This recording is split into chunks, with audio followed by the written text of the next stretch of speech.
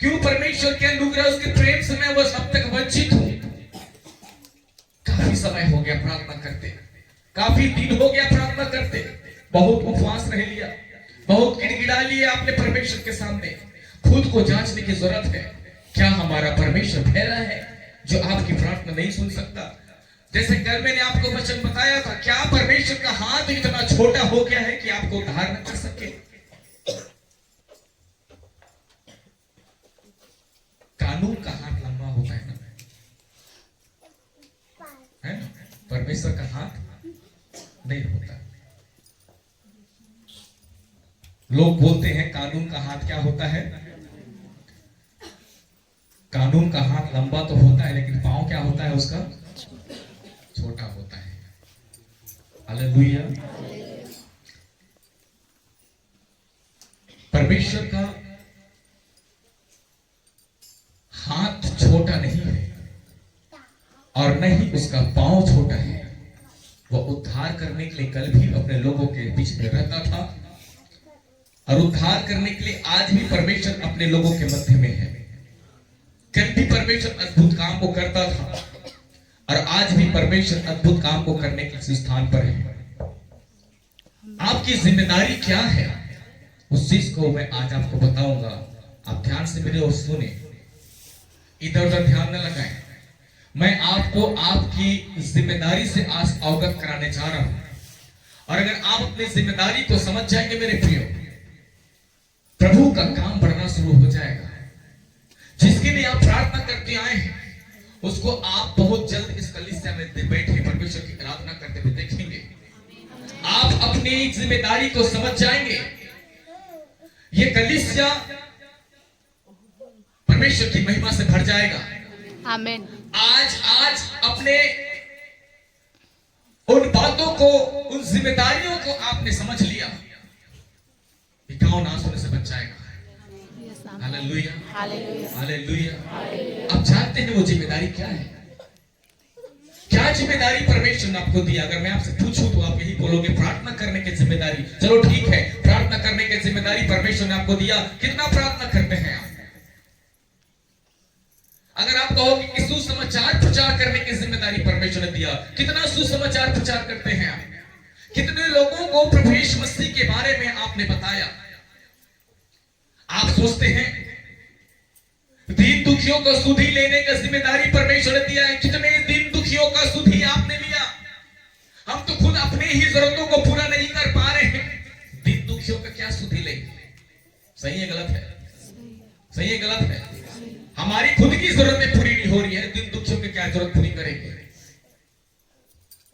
परमेश्वर ने हमें प्रेम करना सिखाया है, ये हमारी जिम्मेदारी। कितना प्रेम रखा आपने अपने लोगों से? कलीसिया में ही आपसी प्रेम नहीं है, एक दूसरे के बगल में बैठना नहीं चाहते। छी उसका स्वभाव सही नहीं है, उसके पास नहीं बैठेंगे। छी वो अच्छी नहीं है, उसके पास नहीं बैठेंगे, उसके साथ नहीं जाएंगे, उसके पास नहीं जाएंगे। क्या जिम्मेदारी परमेश्वर ने आपको दिया है? कोई बता सकता है हमारे बीच में? कोई है जो कह सकता है कि मेरी जिम्मेदारी परमेश्वर ने मुझे ये सौंपी है? हम में से किसी को भी मेरे प्रियो हमारी जिम्मेदारी के विषय में हमको नहीं मालूम।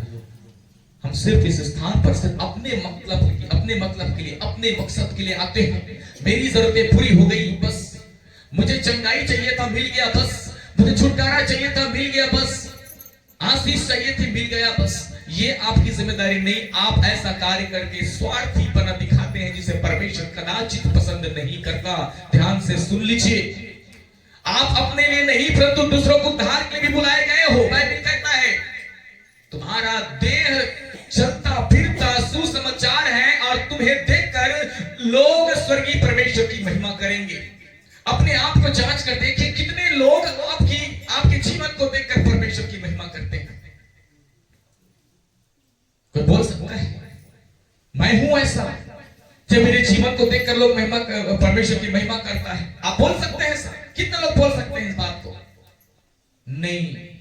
आज परमेश्वर इस बात के लिए सबसे ज्यादा दुखित होता होगा कि मेरे लोग जो मेरे नाम से आते हैं, मेरे भवन में आकर मेरे नाम की बड़ाई करते हैं, हाथ को उठाकर बड़ी बड़ी बातें करते, प्रार्थनाएं करते, गीत गाते हैं, लेकिन बाहर में उनका स्वभाव बदल जाता है। उनके जीवन को देखकर लोग मेरी महिमा करना चाहिए, लेकिन लोग आज मसीह की बुराई करते हैं। नहीं है, कोई खूबी नहीं है और नहीं कोई लियाकत है मेरे प्रियो।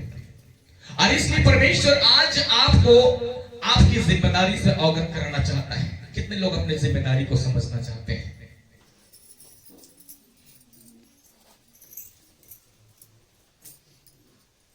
जब आप अपने घर से कहीं जाते हैं, आप ये सोचकर जाते हैं कि आप समय पर आ जाएंगे। क्यों? क्योंकि आपका घर क्या है? खाली है। या फिर अपने घर में किसी न किसी को बैठा कर आते हैं घर की देखरेख करने के लिए। आप क्यों एक व्यक्ति को घर में छोड़ते हैं? क्या जवाब है आपके पास? आप एक व्यक्ति को अपने घर में छोड़कर क्यों जाते हैं? एक पर्टिकुलर व्यक्ति को, अपने घर के एक इंसान को अपने घर में छोड़कर क्यों जाते हैं? क्यों देखरेख करने के लिए आप उनको छोड़कर जाते हैं?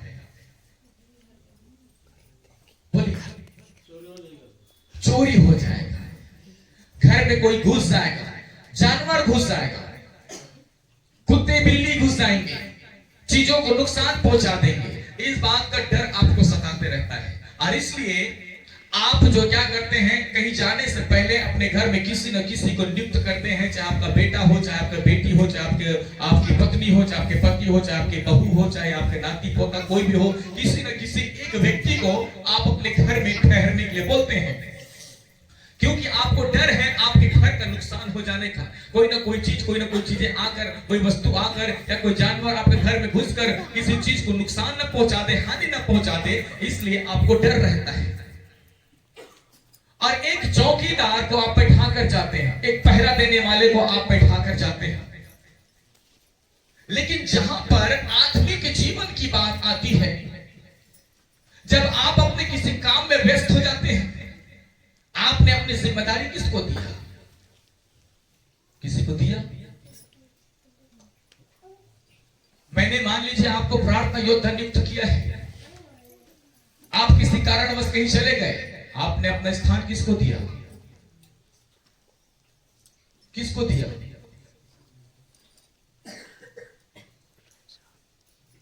मैंने आपको वर्शिप लीडिंग के लिए बोला है, आपने ही है। आपने अपना स्थान, जिम्मेदारी किसको दिया?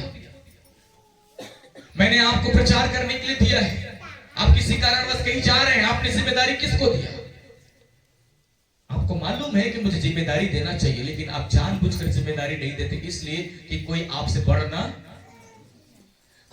ना जाए। आप खुद अपनी जिम्मेदारी में विश्वास योग्य नहीं है और न ही किसी और व्यक्ति को जो है अपनी जिम्मेदारी को देकर उसे बढ़ने देने के अवसर देना चाहते हैं, क्योंकि आप स्वार्थी हैं। आपके अंदर स्वार्थीपन छिपा हुआ है। आप नहीं चाहते कि मेरे समान और भी लोग बढ़ जाएं। यशा नबी की पुस्तक उसका 62 अध्याय और उसका 6 पद निकाल लीजिए। यशाया नबी की पुस्तक उसका 62 अध्याय 62 और उसका 6 पद, जहां पर लिखा है, हे यरूशलेम, मैंने तेरी सहरपनाह पर पहरुए बैठाए हैं, वे दिन रात कभी चुप न रहेंगे। हे यहोवा की स्मरण करने वालों, चुप न रहो। एक बार और सुन लीजिए ध्यान से। हे यरूशलेम, मैंने तेरी सहरपनाह पर पहरुए बैठाए हैं, वे दिन रात कभी चुप न रहेंगे। हे यहोवा को स्मरण करने वालों, चुप न रहो। Hallelujah, hallelujah. पहरुए का मतलब क्या होता है? कितने लोग जानते हैं पहरुआ का मतलब? पहरुआ का मतलब कितने लोग जानते हैं? पहरुआ मतलब पहरा देने वाला, चौकीदार, बॉडीगार्ड, रक्षा करने वाला। और इस रक्षा करने वाले पर हमारा इतना भरोसा होता है कि इसके भरोसे पर हम रात भर सो जाते हैं। न चोरी का डर, न किसी जानवर का, न किसी डाकू का, न किसी लुटेरे का, किसी का डर नहीं रहता। क्यों? क्योंकि हमारे घर के आगे कौन है? चौकीदार है। मुझे यहाँ तो नहीं मालूम, लेकिन शहरों में क्या होता है, अक्सर जहाँ पर कॉलोनियां बनी होती है, रेसिडेंसी की कॉलोनियां बनी होती है, वहां पर एक गार्ड नियुक्त करते हैं, एक चौकीदार नियुक्त करते हैं। और इसलिए उस कॉलोनी के लोग क्या करते हैं, अपने अपने सामान को, जहां भी उनका सामान पड़ा है बाहर में वही रहने देते हैं। कोई दिक्कत नहीं, कोई भय नहीं, कोई डर नहीं। मालूम है क्यों? क्योंकि चौकीदार को है देखने के लिए, कोई डर नहीं है। निस्फिकर होकर वो सोते हैं, निस्फिकर होकर जाते हैं, निस्फिकर होकर आते हैं, उन्हें कोई डर नहीं। क्यों? क्योंकि एक व्यक्ति पर भरोसा है जो उस जगह का रखवाली करता है। Hallelujah, hallelujah, hallelujah, hallelujah. एक रक्षक, एक विश्वास योग्य रक्षक। और विश्वास योग्य रक्षक का मतलब होता है जो अपने काम को ईमानदारी से करे, जो अपने काम को सही अंजाम दे, उस पर अक्सर लोग भरोसा करते हैं। और आज कलीसिया के लिए परमेश्वर कहता है, हे यरूशलेम, मैंने तेरे शहरपनाह पर पहरवे बैठाए हैं। Hallelujah, hallelujah. शहरपनाह का मतलब होता है वो स्थान, वो जगह जो नगर की रक्षा करता है। और उस रक्षा की दीवार पर भी परमेश्वर ने कुछ पहरेदारों को, कुछ चौकीदारों को भी बैठा रखा है, ताकि गलती से भी इस स्थान पर, इस नगर पर कोई भी प्रकार के चोर, डाकू या विरोधी या शत्रु प्रवेश न करने पाए। और आज उसी कंडीशन को हम देखते हैं। आज बड़े रबीली गांव में परमेश्वर ने पहरुए के रूप में आप सबको नियुक्त किया है। बोले आमीन, आमीन। आप सबको पहरुए के रूप में नियुक्त किया है। आत्मिक भाषा में देखें तो पहरुए का मतलब प्रार्थना ही होता। प्रार्थना करने वाले लोग, आपकी प्रार्थना से परमेश्वर इस नगर को, इस गांव को सुरक्षित रखता है। आपकी प्रार्थना से आपके परिवार को, आपके घराने को परमेश्वर सुरक्षित रखता है। आपके प्रार्थना से आपके लोग जो है सुरक्षित हैं। और इसलिए परमेश्वर ने आपको पहरवे के रूप में क्या किया है, जिम्मेदारी को दिया है। और पहरवे सिर्फ एक नहीं है, जितने लोग आज इस स्थान पर बैठकर परमेश्वर के संदेश को सुन रहे हैं, या जितने लोग परमेश्वर को अपने उद्धारकर्ता ग्रहण कर लिए हैं, परमेश्वर ने जिस स्थान से आप हैं उस स्थान में आपको पहरवे के रूप में नियुक्त किया है। जितने लोग बड़े रबेली के हैं, परमेश्वर ने इस बड़े रबेली के लिए आपको पहरवा नियुक्त किया है। जितने लोग सेंद्री से हैं, सेंद्री गांव के लिए परमेश्वर ने आपको पहरवे के रूप में नियुक्त किया है। जितने लोग नावापारा से हैं, परमेश्वर ने नावापारा के लिए आपको पहरवे के रूप में ठहरा दिया है। जितने लोग काशीगढ़ से हैं, परमेश्वर ने काशीगढ़ के लिए आपको पहरवे के रूप में नियुक्त कर दिया है। जितने लोग रायगढ़ से हैं, परमेश्वर ने रायगढ़ के लिए आपको पहरवे के रूप में नियुक्त कर दिया है। मेरे प्रियो, अगर आप अपनी जिम्मेदारी से हटेंगे, शत्रु आक्रमण करेगा। आप आलसी हो जाएंगे, सो जाएंगे, शत्रु आक्रमण करेगा। आप कमजोर हो जाएंगे, शत्रु आक्रमण करेगा और उस नगर को ढा देगा, उस नगर को लूट लेंगे, उसको तबाह कर देंगे, उस नगर की चीजों को चुरा ले जाएंगे, क्योंकि आपने अपनी जिम्मेदारी को नहीं समझा। आप सो गए, आप गहरी नींद में सो गए, आप भूल गए कि परमेश्वर ने मुझे पहरवे के रूप में नियुक्त किया है। आप सो गए, अपनी जिम्मेदारी से आप हट गए। क्या परमेश्वर खुश होगा? क्या आपके द्वारा परमेश्वर आपके घराने को आशीष देगा? परमेश्वर ने आपको उनकी सुरक्षा करने के लिए नियुक्त किया है। आप अपनी जिम्मेदारी से हट गए मेरे प्रियो। उसके बाद प्रतिफल पाने की इच्छा अगर आप रखते हैं तो मैं सोचता हूं कि आप गलत हैं। प्रतिफल तो उनको मिलेगा जो ईमानदारी से परमेश्वर के साथ रहेगा। Hallelujah, hallelujah. Philadelphia prophetic church के लिए परमेश्वर ने कलीसिया के हर एक लोगों को पहरवे के रूप में नियुक्त किया है। अगर इस कलीसिया में कोई गड़बड़ी होता है, इसका जिम्मेदार आप हैं। आप हैं जिम्मेदार, क्योंकि आपने इस कलीसिया में शत्रु रूपी शैतान को इस कलीसिया में कार्य करने दिया। और वो कार्य किया, वो घुस गया, क्योंकि आप कमजोर पड़ गए।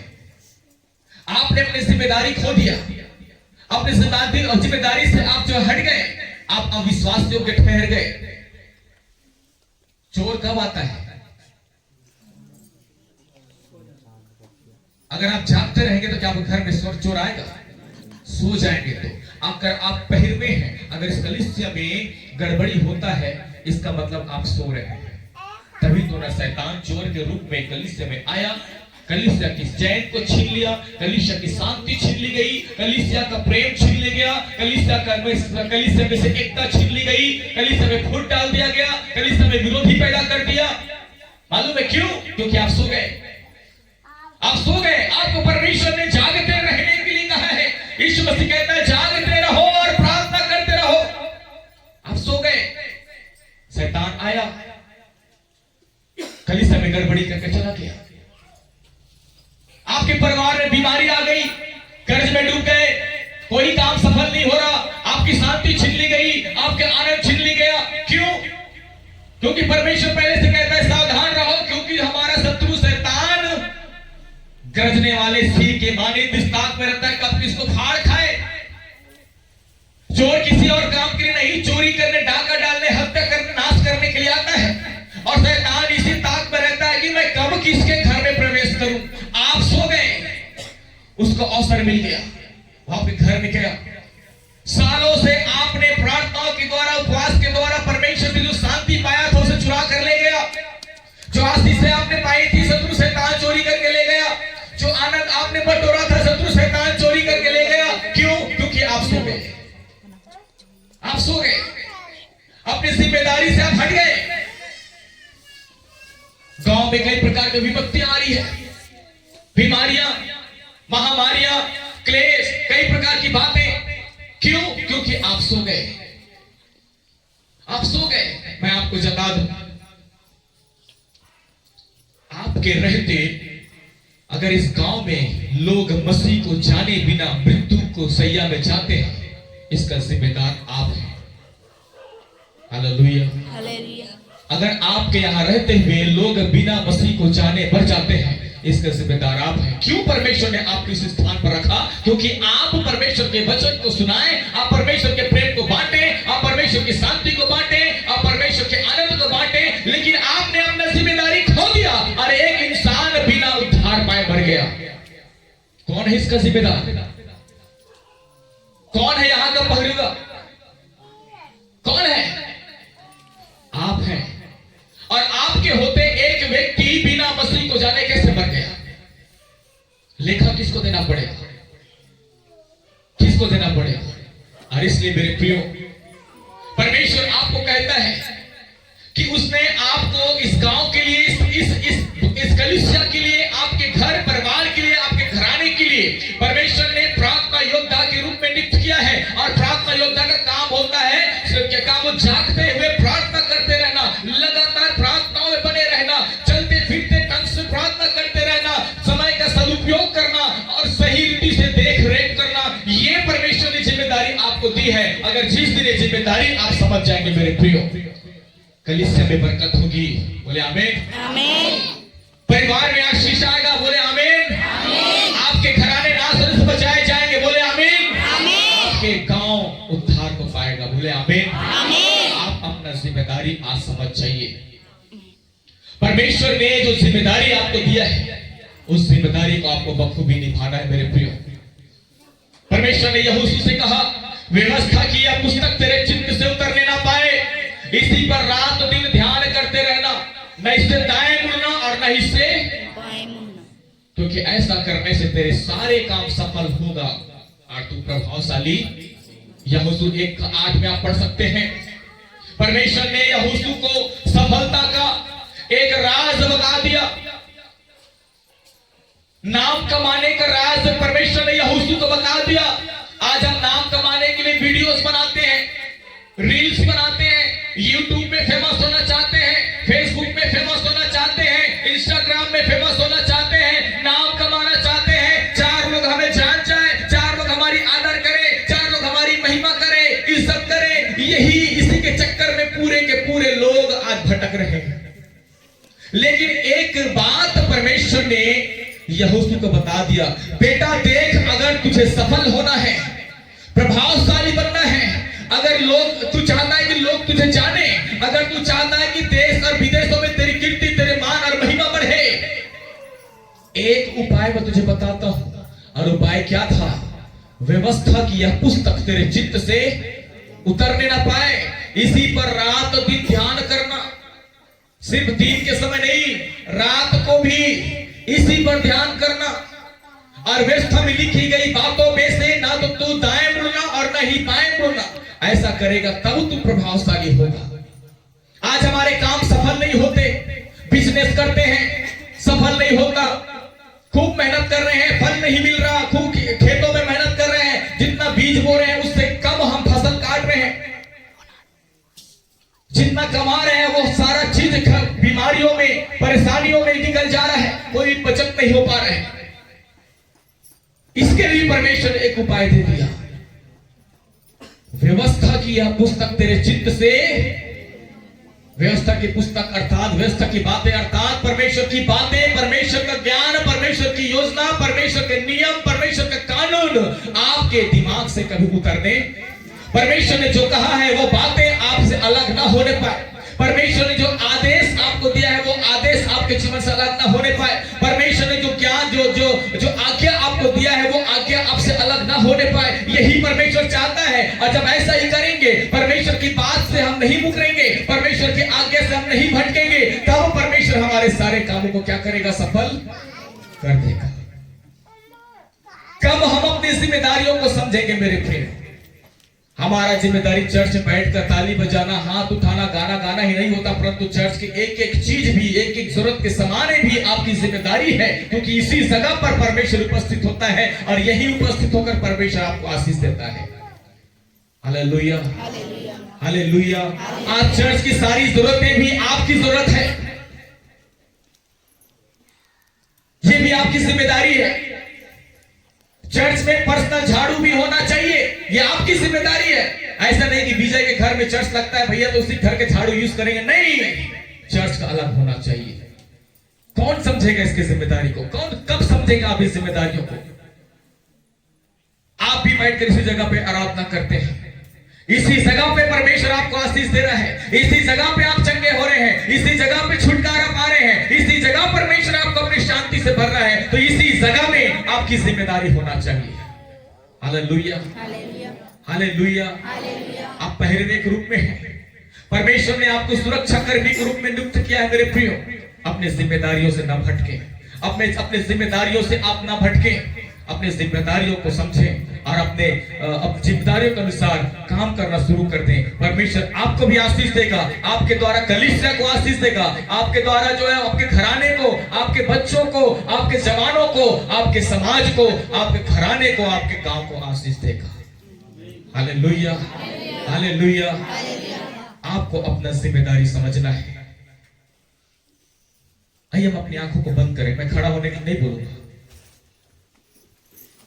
वही व्यक्ति खड़ा होंगे जिसको अपनी जिम्मेदारी का एहसास होगा कि किस लिए परमेश्वर ने आपको चुना है।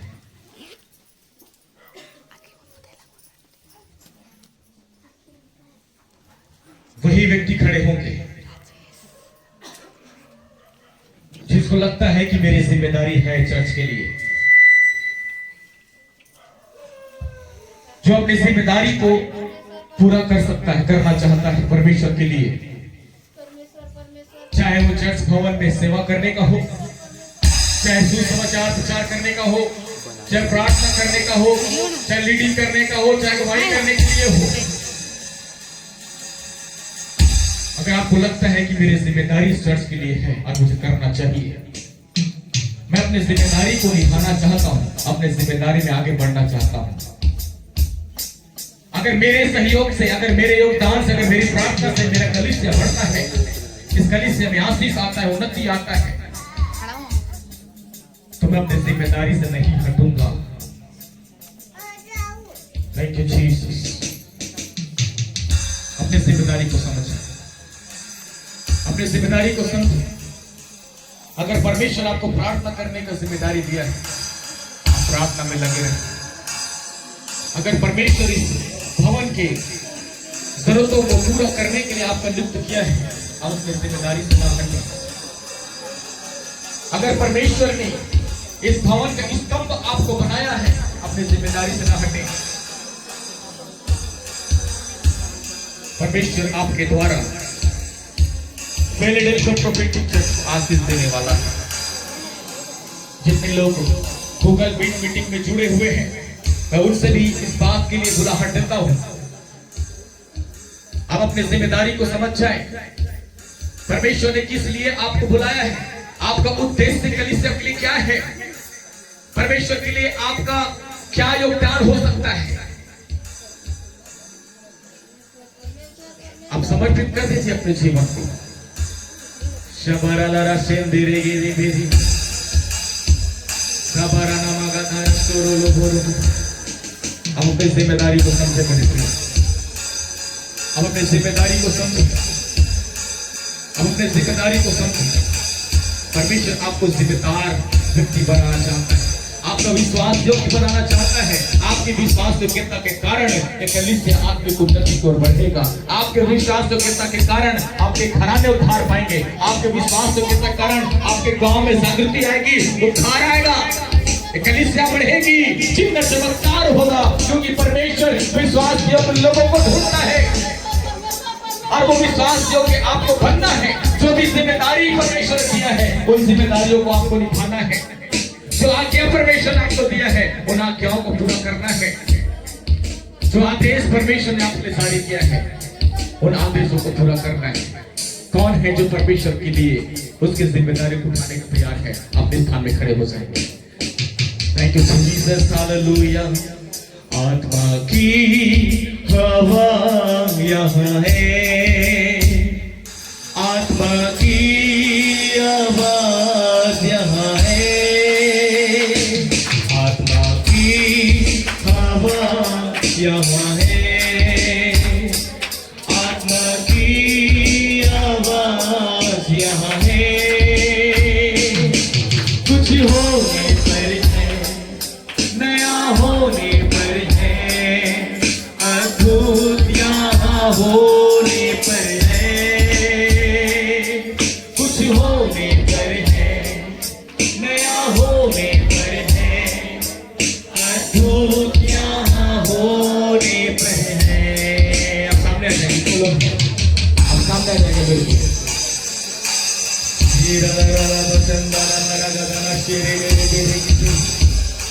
Thank you, Jesus. Thank you, Jesus. यीशु आपसे प्यार करता है और आज परमेश्वर आपको विश्वास योग्यता का आदर करेगा। परमेश्वर आपका आदर करेगा क्योंकि आपने प्रभु के लिए अपने कदम को आगे बढ़ाया है, अपनी जिम्मेदारी को समझने के लिए अपने परमेश्वर को पुकारा है। परमेश्वर आपको आदर देगा, परमेश्वर आपको आदर देगा। शाना मगादाना शेगिरे दाना मरा सोदोरो लोहो रीरा रा रा रा बसंदाना। Thank you Jesus, thank you Jesus, thank you Jesus, hallelujah.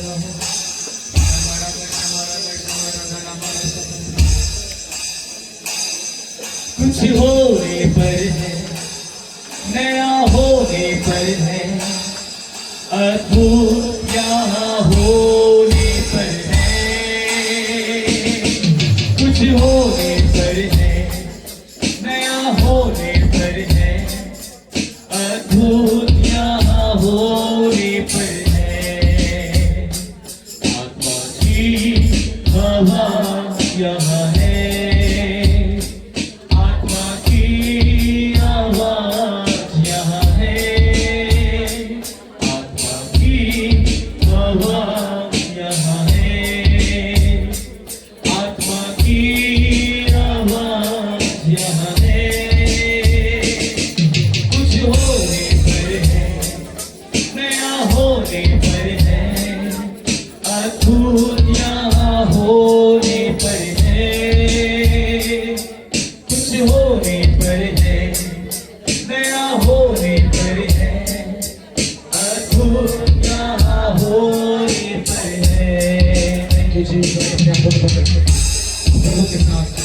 सही कर दे।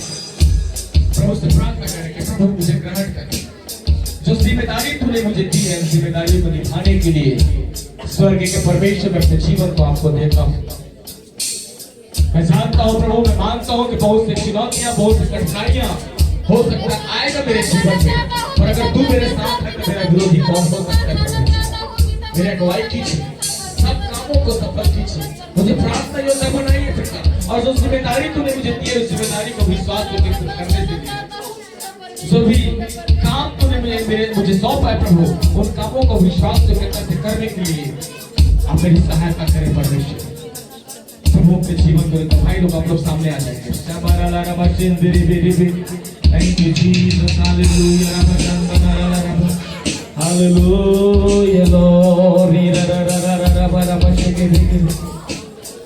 कुछ नहीं था जब सुनसान थी धरती, बेड़ा अंधेरों में डूबी। कुछ नहीं था जब सुनसान थी धरती, बेड़ा अंधेरों में डूबी। वहाँ ठहरा प्रभु का आत्मा, सुंदर ये सृष्टि बन गई। ठहरा प्रभु का आत्मा, सुंदर ये सृष्टि बन गई। कुछ होने पर है, नया होने पर है, अद्भुत यहाँ होने पर है। कुछ होने पर है, नया होने पर है, अद्भुत होने पर है। कुछ होने पर है, नया होने पर है, अद्भुत यहाँ होने पर है।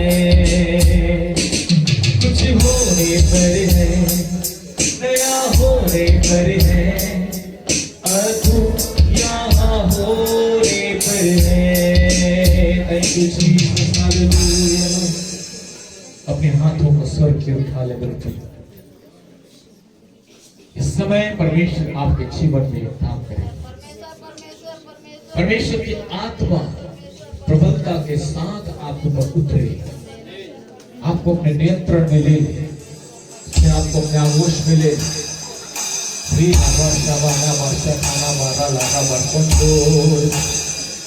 Blood of Jesus. Thank you, Jesus. हाँ, यही कहती ना। Holy Spirit. Holy Spirit. Holy Spirit.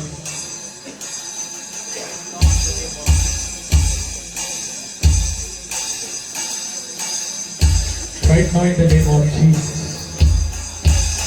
Yes, Jesus. Touch. Touch. Marapu mata mata mata chile lele bechara. Ni mata mata mata mata chile la bata hamara chile. The mighty name of Jesus. The mighty name of Jesus. In the mighty name of Jesus. In the mighty name of Jesus.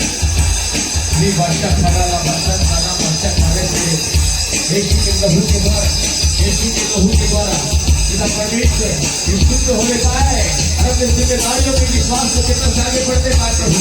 यीशु के नाम से, यीशु के नाम से, यीशु के नाम से अभिषेक कर पिता परमेश्वर, अभिषेक कर, यीशु के लहू से अभिषेक कर। री भाषा खाना मारा, री मारा मारा माला भाषा रे बे रे बे रे बे रे बे रे। यीशु के नाम से आग उतरे, आग उतरे, आग उतरे, आग उतरे। फायर तेरे नाम जीसस। यीशु के नाम से yes yes yes yes yes yes yes yes yes yes Holy Spirit, yes Holy Spirit. यीशु के नाम से पिता परमेश्वर सभी भाई लोग आपके महिमा से भजन पाए।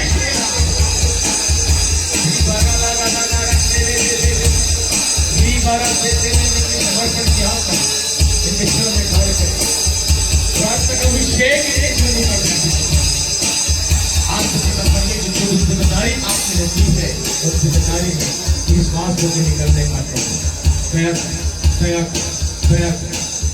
Thank you Jesus. अपने स्थानों में बैठ सकते हैं। सीरा ना ना ना माना मशेरे के दे। Thank you Jesus. Thank you Lord. Hallelujah.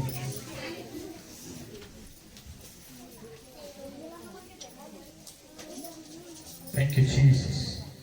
ऐसे भी अपने स्थान में बैठ खड़े हो जाएंगे। हम लोग अंधकार की ओर जाएंगे।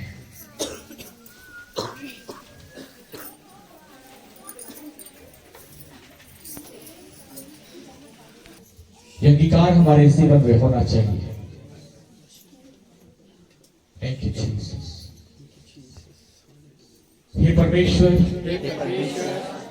तू मुझे मार, जला, खत्म कर, ताकि तू ही तू मेरे जीवन में दिखाई दे। हे परमेश्वर, मैं वही बोलूं जो तुझसे सुनूं, और वही करूं जो तुझे करता देखूं। मैं मसीह के साथ कलवरी के क्रूस पर चढ़ाया गया। अब मैं जीवित न रहा, मसीह यीशु मुझ में जीवित है। मैं पाप के लिए, बुराई के लिए, संसार के विलासा के लिए, आंखों के विलासा के लिए, शरीर के विलासा के लिए, और जीविका के घमंड के लिए मर चुका हूँ। मैं मर चुका हूँ। मसीह यीशु मुझ में जीवित है। हे परमेश्वर, तू वो परमेश्वर है जो भेदों को प्रकट करता है। हे प्रभु, अपनी भेद मुझ पर प्रकट कर। गुण और गुप्त बातों को मुझ पर प्रकट कर। मुझे वो गुप्त बातें समझ आए जो जगत की उत्पत्ति से गुप्त रही है। तेरे वचन की मोहरें खोल दिए जाएं। मेरे जीवन के लिए तेरी इच्छा और योजना मुझ पर जाहिर कर और मुझे उसकी समझ दे। हे प्रभु यीशु मसीह, मुझे अपनी पहचान में ज्ञान और प्रकाश की आत्मा दे, और मेरे मन की आंखें ज्योतिर्मय हो जाए। मुझे स्वर्ग की बातें समझ आए। मेरी आंखें खोल दे कि मैं तेरी व्यवस्था की अद्भुत बातें देख सकूं। मैं तेरे राज्य की भेद की बातें समझ सकूं। मैं प्रकाश के द्वारा दूसरों से बातें कर सकूं। अपनी भेद अपने दास भविष्यवक्ताओं पर प्रकट कर। तेरी छिपी हुई बातें प्रकट हो जाए। अपनी गुप्त बातें ज्ञानियों और समझदारों से छिपा रख और बालकों पर प्रकट कर। तेरा भुजबल मेरे जीवन में प्रकट हो जाए। जो बातें मुझसे संबंध रखती है उन्हें मुझ पर जाहिर कर। तेरा वचन मुझ पर प्रकट हो। तेरा तेज मुझ पर प्रकट हो। तेरी धार्मिकता मेरे जीवन में प्रकट हो। मुझे प्रभु की ओर से दर्शन और प्रकाशन मिले। मेरे पास प्रकाशनों की बहुतायत हो। मैं तेरे प्रकाशनों का एक अच्छा सेवक बन सकूं। मैं मसीह के भेद की बातें बोल सकूं। मैं परमेश्वर का गुप्त ज्ञान समझ और ग्रहण कर सकूं। अपनी आज्ञाओं को मुझसे न छिपा। मैं परमेश्वर की ज्ञान की बातें भेद की रीति से बोल सकूं। मैं सुसमाचार का भेद समझ सकूं। अपनी इच्छा का भेद मुझे समझा। अपनी गुप्त बातें पीड़ा पर जाहिर कर। मैं तेरे दृष्टांत बुद्धिमानों के वचन और उनके रहस्यों को समझ सकूं। तू मेरे दीपक को जला और मेरे अंधियारे को उजाला कर दे। तू मेरे आगे अंधियारे को उजाला कर दे।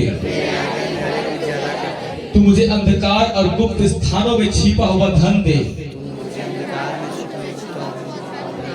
तेरे दीपक का प्रकाश मेरे सिर पर चमके। मेरी आत्मा तेरा दीपक है जो मन की सब बातों को खोजता है। मैं परमेश्वर की गुड़ बातें समझ सकूं। मैं तेरे गंभीर विचार समझ सकूं। तेरे वचन से मेरी आंखें ज्योतिर्मय हो जाए। मेरी आंखें देखने के लिए आशीषित है। मेरी आंखों से सारे छिलके और आत्मिक मोतियाबिंद हट जाए। मैं सभी संतों के साथ तेरे प्यार की चौड़ाई, लंबाई, गहराई और ऊंचाई समझ सकूं। मेरा मन मुझे रात में भी शिक्षा दे और मैं प्रकाशन से जाग जाऊं। यदि मैं घोर अंधकार से भरी हुई तराई में होकर चलूं तो भी हानि से न डरूंगा, क्योंकि यहोवा तू मेरे संग रहता है। तेरे सोटे और तेरी लाठी से मेरी रक्षा कर। मैं वृद्ध होने पर भी फलता रहूंगा। मैं हरा भरा और तरोताजा रहूंगा